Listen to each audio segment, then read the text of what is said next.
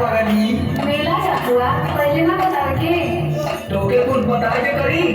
सुना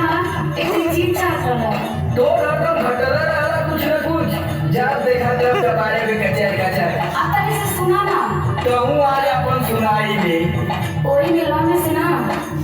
गुड़िया जलेबी लेते आया अरे गुरैया जिलेबी लेबी न लेबी गुरैया जिलेबी अभी ये कुल करवा हम जानत रहे लेकिन तनी बंद कर लो। सुना सुनावा गुरही जलेबी अभी चाय पिया मेला में ऐसा लगे यार से बंदी यार सुनावा दे कन हमरे टाइम ना ले हमार में जमात होई मेला में ले हमार में जमात होई मेला में गुरही जलेबी